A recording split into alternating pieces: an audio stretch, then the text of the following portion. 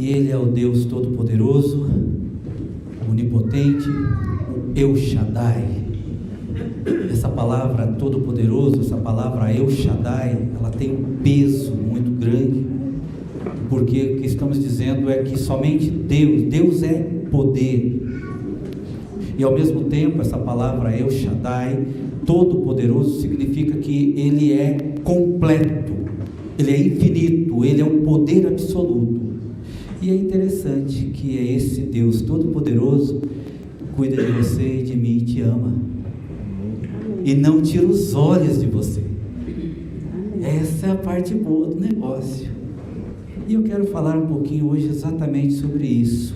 Quando nós olhamos Hebreus 13, verso 8, ele diz assim para a gente: Jesus Cristo é o mesmo ontem, e hoje e sempre, eternamente. Queridos, esta é a realidade, essa é a grande verdade. Eu estava pensando nesta semana, ao lembrar da soberania de Deus, e quando a gente diz que Deus é soberano, o que nós estamos querendo dizer é que Deus faz tudo o que Ele quiser, do jeito que Ele quiser. Ele não precisa de ninguém para fazer o que Ele quer fazer, porque Ele é Deus. Isso é ser soberano.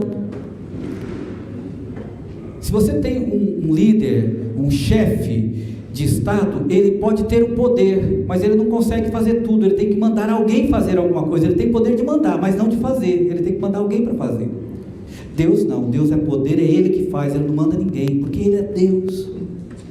É tremendo quando a gente começa a pensar nisso, quando a gente começa a ampliar, quando nós falamos que Deus é um Deus todo-poderoso. É tremendo a gente saber, ouvindo a oração da Odete, a grande verdade. Ouvindo aqui você falar, a irmã falar do nosso queridão lá, do Paulo, a mesma coisa. Gente, Deus está aqui comigo agora, mas Ele está lá onde quer que o Paulo esteja, onde quer que a Amanda esteja, onde quer que meus filhos estejam, onde quer que os nossos parentes estejam. Deus está lá e aqui ao mesmo tempo. Sabe por quê? Porque Ele é onipresente. Talvez se no teu coraçãozinho você esteja preocupado com alguém, agora nesse momento, eu quero te dizer, fique despreocupado, peça para Jesus continuar cuidando dessa pessoa. Sabe por quê? Porque Ele está aqui e está lá ao mesmo tempo. Esse é o nosso Deus. Mas sabe que eu percebi que isso que eu estou dizendo, às vezes, parece que é uma coisa tão estranha para muitas pessoas. Parece que todo mundo tem uma ideia de que Deus está lá em cima e eu estou aqui e eu fui abandonado. Porque as lutas vêm, a gente começa a enfrentar dificuldades, a gente começa a se sentir sozinho. Mas, meus queridos, a Bíblia fala que o coração do homem é enganoso. Então, o fato de você se sentir sozinho não significa que você está sozinho. Deus está contigo. Assim como Deus está aqui comigo agora, assim como Deus sabe exatamente como vai no teu coraçãozinho, os desafios da tua vida, a preocupação que está na tua mente nesse momento, Deus está vendo isso, como está vendo a mente de todo ser humano na face da terra ao mesmo tempo. Gente, é esse Deus que a Bíblia apresenta que nos salvou. E o tema da mensagem: Jesus é o mesmo, ontem, hoje e eternamente. Não teria, eu estava pensando essa semana, e eu comecei a pensar sobre isso. O que a gente tem percebido, que ao longo do tempo, as pessoas têm meio que apresentado um Deus poderoso, mas parece que fica guardado dentro de uma caixinha. Quer ver? Eu vou dar um exemplo disso. Há muitos anos atrás, eu entreguei minha vida para Jesus em 1979, finalzinho de 1979. E o meu pai, ele só entregou a sua vida para Jesus em 2007, em dia 15 de julho de 2007. Mas é interessante que na década de 80, alguém conhecedor da Bíblia, ele chegou e falou, nós estávamos conversando a respeito do meu pai, era uma pessoa muito próxima da minha família, e essa pessoa disse assim para mim: seu pai, né? Aí eu disse: olha, eu creio na Bíblia, a Bíblia diz que serei salvo eu e a minha casa. Eu fui o primeiro, minha mãe já foi a segunda, em 1986, e eu creio que meu pai será salvo. E aí ela disse assim para mim, mas esse texto não se aplica a todo mundo, eu acredito que não se aplica a teu pai. Aí eu peguei aquilo, mas pensa quando você pega um negócio como um desafio, eu falei assim, pois eu tenho certeza que ela está errada, porque a palavra de Deus não volta vazia, ela não é mentirosa. A palavra de Deus é a palavra de Deus. A palavra de Deus não precisa que ninguém fique defendendo a palavra de Deus, porque Deus é o seu próprio defensor. As promessas de Deus, ninguém precisa ficar incentivando a confiar nas promessas de Deus, porque Deus, ele promete e ele cumpre, porque ele é Deus. Então o que nós podemos dizer é, creia. E isso aconteceu, meu pai se converteu 3 dias antes de falecer. Mas converteu, quem disse que não? Por quê? Porque Deus é Deus, gente.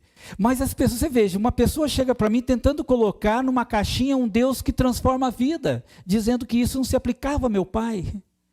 E assim tem muitas pessoas que quando a gente fala que Deus é o Deus do impossível, as pessoas ficam, mas isso acontece só lá, mas isso acontece só daqui a pouco, mas isso é lá naquela época. Tem pessoas que ainda acreditam que milagres como aconteceram no Novo Testamento só aconteceu naquela época. E isso não é verdade, acontece hoje. É verdade. Porque Deus não fica preso em épocas. O que vai acontecer para mim e para você já aconteceu para Deus, porque Ele já tem tudo isso pronto. Essa é a maravilha dele ser esse Deus soberano. Mas sempre tem alguém com umas ideias que começa a colocar Deus dentro de uma caixinha e quer governar Deus dizendo, não, isso era para aquela época, não, isso não é para mim, não, isso não é para mim, eu sei que não é para mim. Como que você sabe o que Deus tem a teu respeito? Como que você sabe o que Deus realmente tem para você?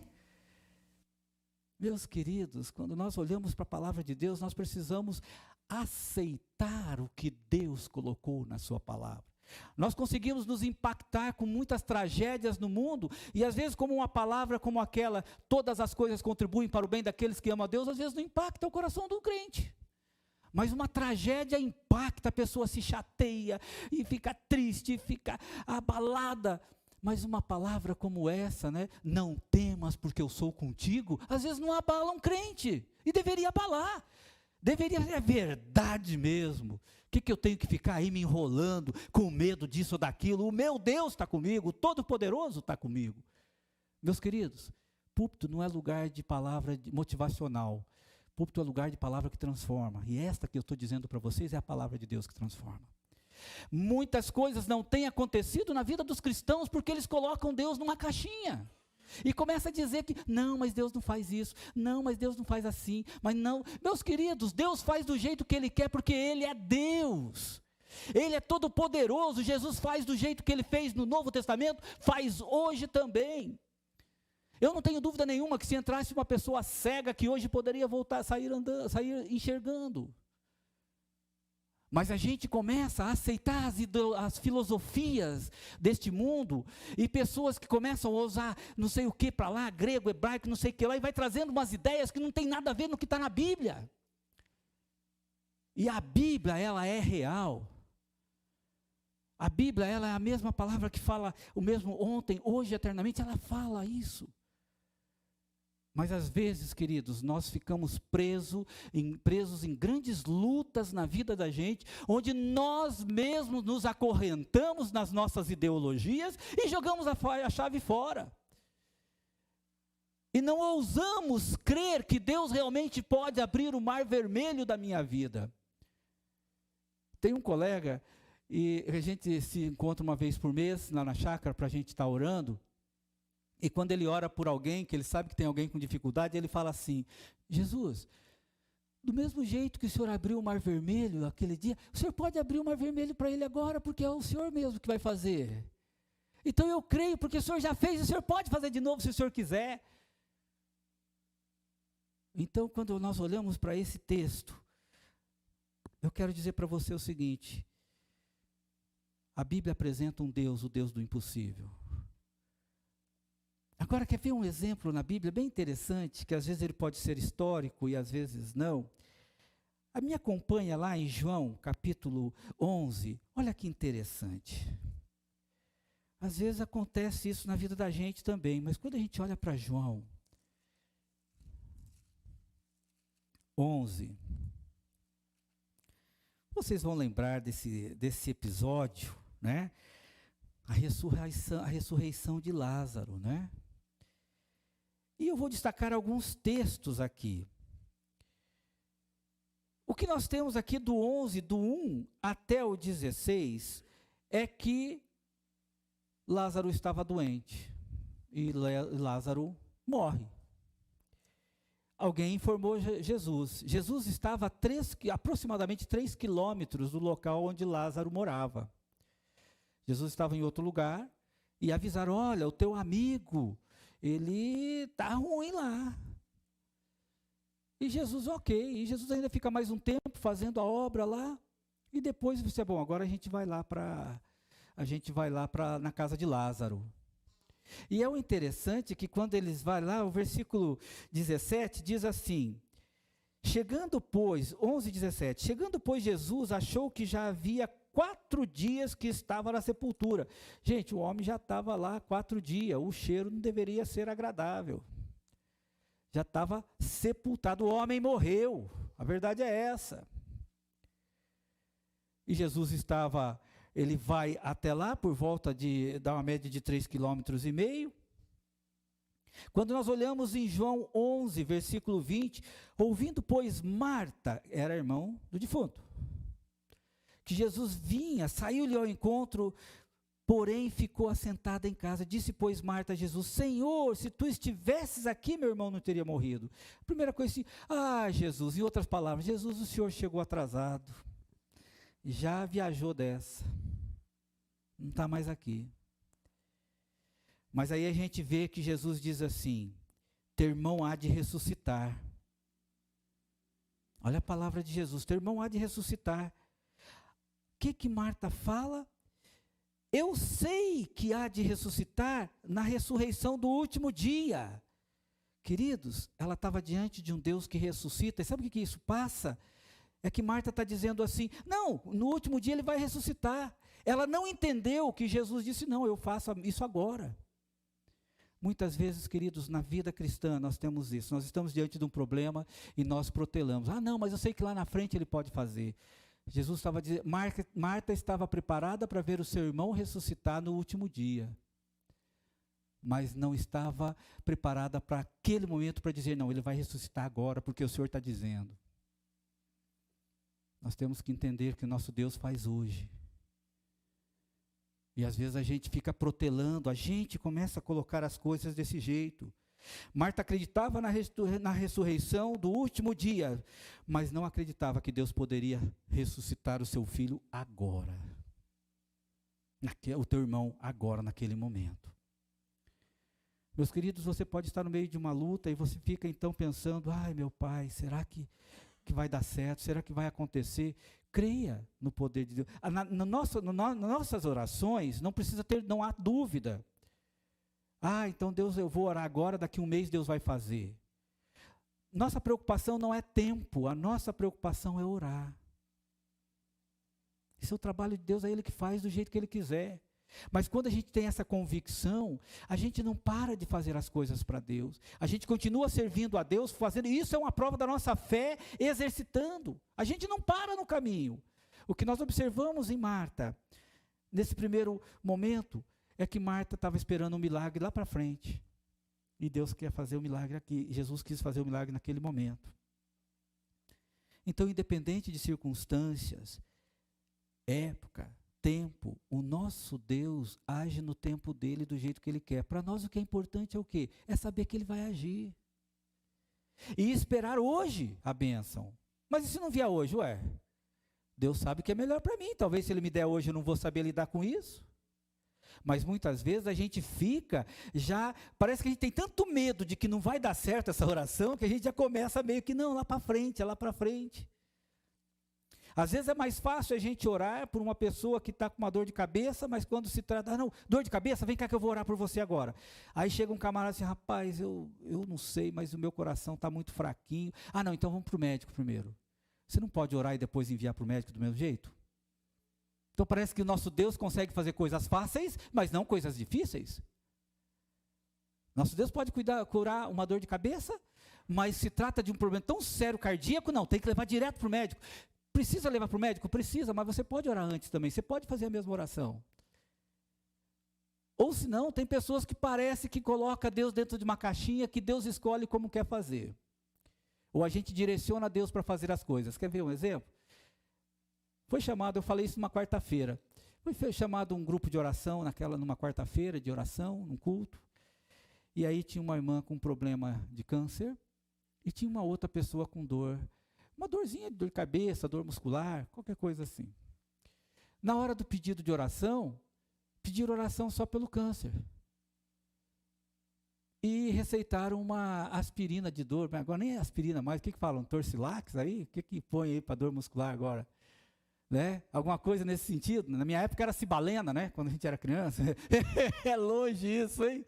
Mas aí, então quer dizer, o camarada está com câncer, vamos orar. Convoca a igreja para orar. Está com a dor de cabeça, dá uma cibalena para ele. O mesmo Deus que cura um câncer, cura uma dor de cabeça, é ou não é verdade? Mas parece que nós temos uma visão de que Deus está numa caixinha para as maiores coisas ou para as menores coisas. Ou às vezes nós decidimos o que é fácil, o que é difícil para Deus fazer. Quando Deus é o Todo-Poderoso e Ele faz do jeito que Ele quer, e nós precisamos apenas glorificar e adorar esse nome, porque Ele faz isso. Ele opera. Meus queridos, esse é o Deus que cremos, mas nós às vezes estamos tão cheios de uma mentalidade de tantas ideologias teológicas e pensamentos, que a gente acaba colocando Deus dentro do jeito que nós queremos que Ele faça. Parece até que a cena é aquela quando o rapaz está cego, leva lá para Jesus, aí eles falam assim, ô Jesus, é o seguinte, ele está cego, molha o dedo, dá uma cuspida no dedo aí, na terra e passa no olho, porque Jesus tinha feito isso um pouco antes. Aí o pessoal já veio com a receita pronta para Jesus, e Jesus sabe o que ele fez? Pega o homem e vai para fora, vem cá, vamos só nós dois bater um papo no particular aqui, eu vou resolver o teu problema. Meus queridos, Deus faz do jeito que Ele quer. Deus opera do jeito que Ele quer. Ele faz da forma, o jeito que Ele quer fazer, Ele vai fazer. Mas Ele espera de nós fé. Ele espera que nós creiamos nele. O tempo é dele. Mas esse Deus é um Deus que leva tudo em conta. Todo o teu pedido de oração Ele leva em conta. Porque Ele é um Deus que ouve. Mas dentro do texto que a gente precisa pensar um pouquinho, primeiro nós temos que pedir a Jesus para nos livrar de nós mesmos. Ah, Deus cura, mas eu creio que Deus cura, mas alguma coisinha. Eu creio que o Senhor se manifestará, mas amanhã. Meus irmãos, Deus Ele pode se manifestar já, agora. Porque Ele é Deus. E às vezes a gente coloca, então há um perigo da gente pegar e colocar as coisas debaixo do tapete, e a gente vai tocando a vida, não, eu vou orar, mas eu vou tocar minha vida do meu jeito, mesmo do jeito que eu penso. E às vezes a gente não coloca diante de Deus, Deus, como o Senhor quer que eu conduza essa situação? Como o Senhor quer que eu faça com essa situação? Em Hebreus 13, versículo 9, e nós lemos o 8, e agora eu quero observar o alerta do autor de Hebreus, quando ele diz assim, no 8 ele diz, Jesus Cristo é o mesmo ontem e hoje e eternamente. Mas olha o alerta, não vos deixei levar em redor por doutrinas várias e estranhas, a ideia da caixinha. Pessoas dizendo como Deus vai fazer, Deus só faz assim, Deus só faz assado, Deus faz isso, porque eu tenho tantos anos de vida cristã, porque eu nunca vi isso acontecer, então Deus vai fazer desse jeito, vai fazer desse outro jeito. Oh, meus queridos, Deus é novidade de vida para nós. Então ele diz assim, não vos deixeis levar em redor por doutrinas várias, estranhas. Muitas ideologias têm vindo por aí. Tem muitas pessoas dando um monte de ideia, porque Deus faz assim, porque Deus faz assado. Eu me lembro num culto de oração, de vigília, e eu já disse aqui que quando eu era mais jovem eu gostava muito de orar. Eu fazia vigília de segunda a segunda, né? Por isso que hoje, quando eu vou fazer vigília, deu 11 horas da noite, eu já dormia. Eu não atravesso mais a noite, eu não aguento. Exagerei, né? Mas eu me lembro que nós fomos uma vez orar num local, e aí uma pessoa que estava com a gente orando, ela falava assim, olha, vocês têm que deitar para o lado de lá, ou para o lado de cá, para Deus ouvir. Eu falei, o que é isso? Eu falei assim, eu acho que eu estou no lugar errado com a pessoa errada. Mas na cabeça daquela pessoa, ela achava que ela estava certa. Meus irmãos, Deus opera do jeito que Ele quer. E a nossa parte é confiar. E o texto diz, olha, estranho porque, olha só, porque bom é que o coração se fortifique com a graça, e não com os manjares que de nada aproveitam ao que eles se entregaram. Meus queridos, parece que as pessoas, no afã de querer ajudar, criam umas ideias tão superficiais da Bíblia e diz que aquilo dá certo e o povo vai correndo atrás. Depois de um determinado tempo se decepciona, porque aquilo é coisa de homem, não é de Deus. A palavra de Deus continua sendo a mesma. A palavra de Deus continua curando. A palavra de Deus continua a nos alertando de como caminhar neste mundo. A palavra de Deus nos ensina, nos consola. A palavra de Deus nos disciplina, nos alerta diante dos perigos do inimigo das nossas almas. Por isso nós precisamos pedir a Jesus que nos deixe sempre alerta contra a nossa própria incredulidade. Precisamos tomar cuidado com os ensinos estranhos que têm aparecido por aí. Nosso coração se fortifica na graça e não nas mentiras disfarçadas de espirituais. Nada é impossível para Deus. Nada é difícil para Deus. Quando você olha em Mateus 19, 26, você vai ver Jesus dizendo, para Deus nada é impossível. Tudo é possível. O nosso Deus Todo-Poderoso faz isso. Quando você observa em Gênesis 17, 1, nós vemos ali em todo o capítulo de Gênesis 17, Deus chama Abraão e fala, olha Abraão, eu sou o Deus Todo-Poderoso. Mais para frente um pouquinho ele diz assim, eu vou te dar um filho, rapaz. A Bíblia diz que ele deu uma risadinha interna, né? Ele já tinha 100 anos. E a esposa também riu porque a esposa tinha 90. Mas apareceu Isaac. Porque Deus faz o impossível.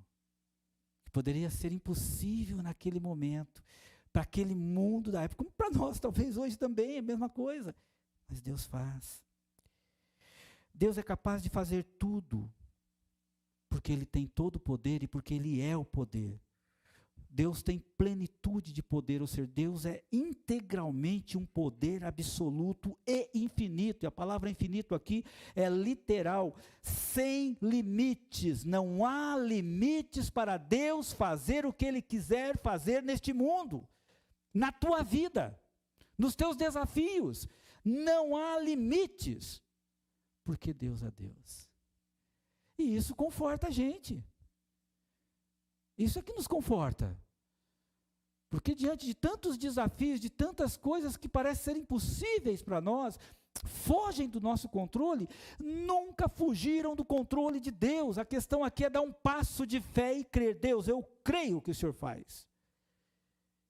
E às vezes a gente, não, mas eu creio, mas não é bem assim, eu creio, mas não é bem assado, eu creio, e quando a gente entra naquela caixinha e começa a colocar Deus dentro de uma caixinha dizendo o que Ele pode e o que Ele não pode fazer. Essa é a mentalidade do homem. Infelizmente o homem sempre quer estar no controle, mas ele não consegue controlar esse Deus maravilhoso. Por isso que nosso Senhor nos ajude sempre a ficar alerta, porque nós precisamos ter cuidado com a nossa incredulidade, gente. Eu não estou falando incredulidade de Deus, nós sabemos que Ele existe. Mas a gente pedir a Jesus que nos ajude a nos fazer pensar, né? Porque senão a gente sempre fica pensando, Deus faz em outro lugar qualquer, mas não aqui. Em um tempo qualquer, mas não agora. Em outras pessoas, mas não para mim. Queremos os milagres do Antigo Testamento, mas não acreditamos que os milagres aconteçam hoje. E eles acontecem. Eles acontecem hoje. E aí a gente fica pensando, acreditamos em milagres amanhã? Ou acreditamos nos milagres de ontem? Mas permanecemos num espaço vazio entre os milagres de ontem e do futuro. Mas e o meu agora? Como é que fica? A gente fica maravilhado com os milagres do Velho Testamento, maravilhados com o que Deus pode fazer no futuro, mas eu estou precisando disso agora, Jesus. O que a gente faz? Comece a clamar. Eu já ouvi pessoas dizerem assim, pastor, eu cansei de orar. Por que você cansou de orar? Que isso? A Bíblia diz que é para orar sem cessar, você está indo na contramão de Deus, do que Ele te disse. Ele disse que é para orar sem cessar, agora você cansou de orar. Para com isso. Não, meu querido, se a pessoa chegar e falar assim para mim, pastor, Deus disse para mim que é para eu parar de orar. Bom, aí eu vou ficar quieto. Mas eu espero que essa pessoa tenha plena convicção que foi Deus que falou e não foi a sua carne para deixar ele mais confortável e mais emocionalmente tranquilo. Porque nós, cristãos, lavados pelo sangue do Cordeiro, se tem uma coisa que nós não podemos parar de fazer, é de dobrar os nossos joelhos, é de clamar. Não importa qual tipo de pessoas. Gente, eu acredito que na época de Paulo, eu creio que muitos cristãos oravam para que Deus desse um jeito de desintegrar ele da face da terra antes de se converter. No entanto, Deus converteu o homem, aí o homem chega, fica com medo dele. Mas esse não era aquele que estava perseguindo? Deus faz o impossível. E Deus continua fazendo o impossível, meus queridos. Muitas vezes a gente fica, mas não é assim. Mas, gente, isso trava a vida da gente espiritualmente. E a gente precisa pedir para Jesus nos ajudar a se livrar, a se libertar desse pensamento destrutivo que nós muitas vezes cristãos acabamos tendo. Deus faz lá, Deus fez no Velho Testamento, mas isso não se aplica hoje, isso não se aplica lá, isso vai se aplicar para aquele lado, mas para mim isso não funciona. Meus queridos, quem somos nós para dizer que Deus, o poder dele não funciona para mim? A não ser eu mesmo. Queridos, como é importante a gente pensar seriamente, se muitos desafios da nossa vida, nós estamos ali, mas a gente começa a colocar a forma de fazer, as coisas têm que acontecer do jeito que eu quero que aconteça. E uma maneira da gente muitas vezes negar nossa fé, gente, é quando nós falamos, eu estou orando, mas enquanto Deus não fizer, eu vou parar de fazer tudo que eu fazia para Ele, porque enquanto Ele não agir, eu vou ficar quieto no meu canto. Gente, isso aí, sabe o que é? É coisa de birrento. Vamos dizer, não é verdade, gente? Eu vou parar de desenvolver o dom que Deus me deu, porque Deus não deu o que eu quero. Num dos momentos mais difíceis da minha vida, alguém me liga, pastor, o senhor pode vir aqui me atender? E era exatamente o mesmo problema que eu estava vivendo. E eu falei, posso. Fui lá, fiz o que Deus me chamou para fazer. Deu certo para ele. Quando eu voltei, eu esperei mais alguns anos para que a minha situação fosse resolvida diante de Deus. Mas eu não parei, porque eu não fiquei travado, porque eu não pude. A minha situação, que era parecida, não tinha sido resolvida. Não é assim que funciona. Certa vez, um pastor, uma dificuldade com o seu filho, com vícios de drogas e tudo mais. Aí chega uma mãe para ele, membro da sua igreja, e diz assim, pastor, o senhor pode ir lá em casa orar comigo, com meu filho, porque ele está indo por uns caminhos, está difícil, ele não quer vir mais na igreja. O pastor diz o seguinte, minha irmã, eu não posso ir, eu não consigo te ajudar. Ela, por quê? Porque você não vê o estado do meu filho perdido nas drogas? Queridos, o pastor não entendeu. Ele não foi lá para resolver o problema, ele foi lá para orar, porque quem resolve é Deus. Ele chamou a situação para ele, eu vou resolver. Meus queridos, nós não resolvemos nada. É Deus que resolve. Ele chamou a responsabilidade daquela situação do rapaz para ele. Olha, eu não tenho como te ajudar, porque o meu filho está assim. Meus irmãos, isso não tem nada a ver uma coisa com a outra. Ela me chamou para orar. E uma oração, como dizia uma irmãzinha bem antiguinha, quando dos primeiros ministérios meus, uma oração nunca faz mal para ninguém. Mas ele disse, eu não vou lá porque eu estou com o mesmo problema, então se não está resolvendo aqui, o que vai resolver lá? A função dele era ir e orar. Quem vai fazer é Deus, não sou eu. A responsabilidade não é minha. É de Deus. A Bíblia não diz que é para eu pedir? Muitas vezes nós pedimos e Deus não dá. E por quê? Porque pedimos mal, diz a Bíblia. Porque nós pedimos para gastar do nosso jeitão de ser, do jeito que nós queremos. E é por isso que as coisas não acontecem. Está lá na Bíblia, está lá em Tiago. Muitas vezes estamos com muitas dificuldades emocionais e a Bíblia diz, lançando sobre Deus as nossas ansiedades, porque Ele tem que cuidar de vós. Daí a gente fica, mas como isso? Mas a gente ora, coloca diante de Deus, mas a gente continua fazendo as mesmas coisas. A gente não pede uma orientação de como mudar a nossa rotina. E a palavra lançar ali, é como se você pegasse uma pedra e jogasse no rio, o mais longe que você podia jogar, de tal maneira que você não possa pegar de volta. E muitas vezes nós lançamos as nossas coisas para Deus, mas a gente lança pertinho para a gente pegar de volta e guardar de estimação. A ideia é lançar fora, é jogar fora, é não parar, é parar de ficar querendo pegar a pontinha de volta. É confiar nesse Deus. E muitas vezes nós não alcançamos os desafios, nós não vencemos. Isso não tem a ver com Deus, é porque nós queremos do nosso jeito e nós temos um Deus dentro de uma caixinha para resolver isso. E nós não podemos fazer isso. Porque também é só na nossa cabeça que faz isso, é porque Deus não se prende a uma caixinha. Meus queridos, precisamos pedir a Jesus para nos ajudar a viver pela fé. Nós precisamos disso. Precisamos pedir a Jesus para nos ajudar, para que Ele nos ajude a fortalecer a nossa fé. Precisamos disso. Precisamos que Jesus nos ajude. E quando você olha para 1 Pedro, Deus usa Pedro o apóstolo Pedro, para nos dar orientações sobre como a fé pode ser fortalecida. E ela coloca ali como em primeiro lugar, você estar orando. Ela coloca em segundo lugar, leia a palavra de Deus. Ela coloca em terceiro lugar, pare de falar da vida dos outros e ore pelas pessoas. Ela começa a colocar ali, seja amoroso com todos. Para de criticar, para de jogar isso, para de fazer aquilo. Ela coloca tudo, a fé ela é fortalecida dessa maneira. Quando a gente não faz dessa forma, complica. Ela diz para a gente não se irritar, exercer a temperança. Fruto do Espírito Santo na vida do crente. Isso fortalece o cristão. É por isso que tem muitas pessoas cheias de conhecimento bíblico, cheias de filosofias, porque Deus só age assim, só age assado, mas a vida não muda, porque ela tem que parar de fazer isso. Então o que nós precisamos ter em mente é pedir para que Jesus nos ajude a viver de uma maneira tal que o seu nome seja glorificado, exaltado. Pedir a Jesus que nos ajude a não perder o foco da verdade do seu evangelho e deixar de lado os manjares, as filosofias teológicas que nos desviam de foco da palavra de Deus e da verdade do evangelho. Nós não podemos perder o foco de adorar a esse Deus tremendo. Agora é importante nós fazermos sempre uma séria reflexão para a vida da gente. Uma vez numa pregação, depois do culto, uma irmã chegou para mim, isso aqui vai fazer uns 30 anos. Ah, meu irmão, eu não era pastor na época.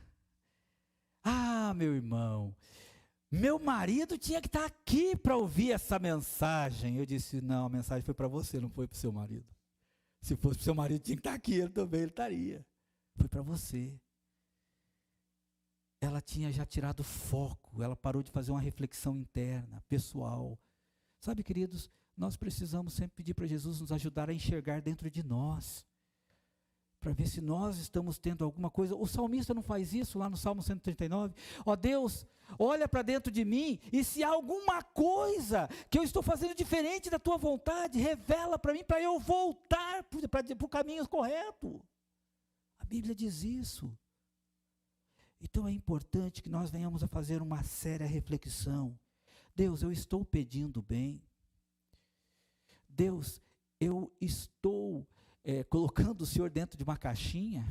Ou estou esperando que o Senhor opere o milagre do jeito, só do teu jeito, só do meu jeito?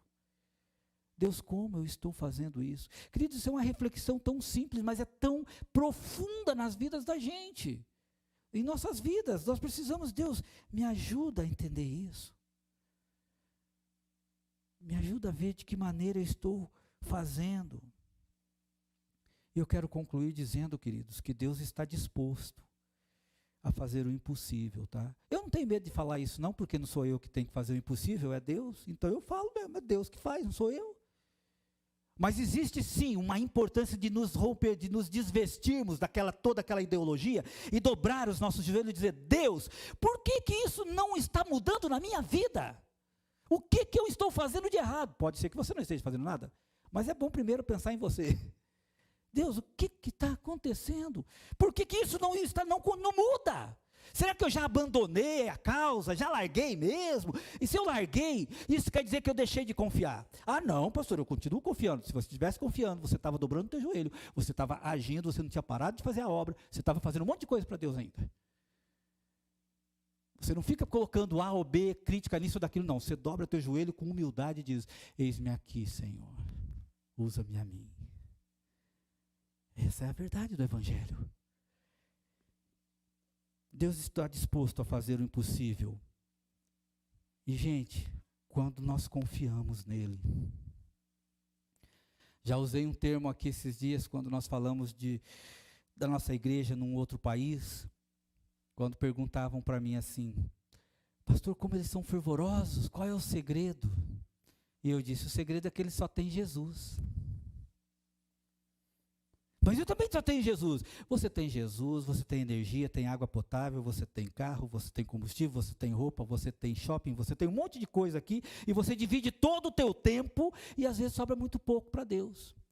Eles não, o tempo deles é Deus, é diferente. Ah, mas eu posso ter todas essas coisas? Você pode ter todas essas coisas, usufruir de tudo isso, mas sempre Deus em primeiro lugar. Sempre Deus em primeiro lugar. Reconhecer a soberania de Deus e adorarmos a Deus implica em agradecer pelas roupas que eu e você vestimos. Implica em nós agradecermos a Deus pela cama macia que nós temos, pelo combustível que Ele permite ter para andar. Às vezes a gente está numa loucura no dia a dia que nem isso a gente agradece por atacado. Mas experimente tirar um tempo e comece a colocar diante de Deus: obrigado. Eu sei que eu estou com uma luta grande aqui, mas posso morar nessa casa. Tenho amigos para ligar. Tenho uma Bíblia para ler. Tenho olhos para enxergar. Deus, eu te louvo, eu te adoro. Te agradeço porque meus filhos estão todos bem. Deus, eu te agradeço porque eu levanto de manhã e eu sei que eu vou para o meu trabalho. Por mais que seja um perrengue lá, mas eu levanto cedo, eu sei para onde eu vou. Deus, eu te agradeço porque ontem lá na igreja nós oramos e o Senhor operou e abençoou fulano. Deus, eu te agradeço pelo ar que eu respiro. Deus, eu te agradeço pelos livramentos deste dia que o Senhor me deu. Deus, eu te agradeço pelas libertações de alguns vícios que eu tinha e o Senhor me tirou tudo isso. Gente, quando a gente começa a adorar a Deus e a reconhecer a sua soberania e a sua bondade na nossa vida, só isso que eu estou falando para você, vai quase meia hora de oração, gente. Porque começa a aparecer tanta coisa para agradecer, e a gente precisa fazer isso. Isso fortalece nossa fé. Por isso em Mateus 11, 28, Deus diz: venha a mim e eu lhe dou descanso. Venha a mim, vinde a mim todos os que estáis cansados, e eu os aliviarei. Tem pessoas que estão cansadas de pedir, mas não pergunta se está pedindo certo. Só está cansado de falar, mas não está perguntando certo. Será que está perguntando certo? Pede, vê com Deus isso. Meus queridos, precisamos crer que tudo que está na Bíblia é verdade. O que está escrito lá é exatamente o que Deus quis dizer. Exemplo, não falei agora, Deus é o Deus do impossível? Ó, veja bem, nós lemos ali: Jesus Cristo é o mesmo ontem, hoje e eternamente. Gente, isso aqui não tem que ter uma interpretação fora do comum, não. É exatamente isso que Deus está dizendo para mim. E está dizendo para você: eu sou o mesmo, ontem, hoje, eternamente. Não tem, mas é assim, mas é lá no passado, mas é isso, mas é aquilo. Não, é isso aqui, é o que está escrito aqui, é isso que tem que ser. É isso que eu creio. E aí sim, você pode pegar uma verdade dessa bíblica e dizer: Deus, o Senhor é o mesmo ontem, hoje e eternamente. Do mesmo jeito que o Senhor abriu o Mar Vermelho naquela época, naquele desespero, por favor, abra para mim. Deus, no mesmo jeito que o Senhor ressuscitou aquela filha daquele príncipe, por favor, opera aqui. Deus, do mesmo jeito que o Senhor curou aquele lunático, aquele menino cheio de epilepsia, que o pai já não sabia mais o que fazer. Lembra desses textos lá no Novo Testamento? Deus, o Senhor foi lá e curou. Deus, eu preciso desse milagre aqui. Queridos, eu tenho medo de achar que isso que eu vou dizer agora é verdade. Mas às vezes eu penso que tem crente que tem medo de pedir milagre para Deus, porque ele acha que Deus não vai fazer. A nossa preocupação está errada, nós só temos que pedir. Quem faz é Ele. Mas a gente já tem medo de pedir um milagre porque acha que Deus não vai fazer. É semelhante a uma ilustração muito antiga que eu ouvi quando eu estava caminhando na igreja, ainda iniciando a igreja. Uma época de seca terrível. Se é real ou não é a ilustração, não sei, mas fez muita diferença que até hoje, depois de quase 40 anos, ainda lembro. Muita seca, a agricultura não tinha mais nada, o povo já não tinha mais o que comer, já não tinha mais grão para dar para a galinha, porque quem morava há muitos anos, há 40 anos atrás, se usava muito ainda, semear, semear, espalhava grãozinho de milho, e as galinhas iam comer ali, nem grãos de milho não tinha mais para as galinhas comerem. Uma seca terrível, não chovia há muito tempo. E o pastor, então, tomado de unção e de poder, ele disse: irmãos, domingo nós vamos ter um culto só de oração e vamos pedir para que Deus mande chuva. Oh, aleluia! E a igreja lotou. Mas teve um irmãozinho, com mais de 80 anos, que se destacou em todos. Sabe por quê? Ele foi o único que entrou na igreja com guarda-chuva na mão. Final da história, vocês já sabem quem se molhou. A igreja inteira pegou chuva. E ele com guarda-chuvinha na mão. Ele creu que Deus faria. E ele foi com um guarda-chuva na mão. Foi vítima de chacota, de riso e de tudo. Tipo aquelas conversas assim, né? Se vira o frio que você está esperando, meu irmão, né? Já ouviram essas conversas? Ele foi o único que se destacou porque ele foi com um guarda-chuvinha na mão. Nem terminaram o culto, despencou água, ele foi o único que sai vitorioso com o guarda-chuvinha e vai embora para casa. Meus queridos, para se ajoelhar diante de Deus com dúvida de que Ele pode fazer, nem faça. Não perca seu tempo. Se você vai se ajoelhar dentro desse Deus onipresente, onipotente, esse El Shaddai, que Ele é plenitude de poder e que Ele faz do jeito que Ele quiser, Ele não depende de ninguém para fazer. Não ouse se ajoelhar na presença dEle com dúvida no seu coração. Dobre o seu joelho e diz: Senhor, eu sei que o Senhor pode fazer. E se quando apertar um pouquinho teu coração, faça como a oração daquele príncipe: ajuda a minha incredulidade, mas eu não saio daqui da tua presença sem clamar ao Senhor e apresentar as minhas demandas. Esse é o Deus que eu e você cremos, queridos. Esse é o Deus que faz diferença na nossa vida, irmãos. Não é esse Deus dentro de uma caixinha que todo mundo coloca, que Deus faz assim, que Deus faz do jeito que Ele quer. E o privilégio nosso é que nós podemos pedir tudo o que precisamos em nome de Jesus. Amém? Que Deus nos ajude muito nisso, né? Quero convidar o grupo de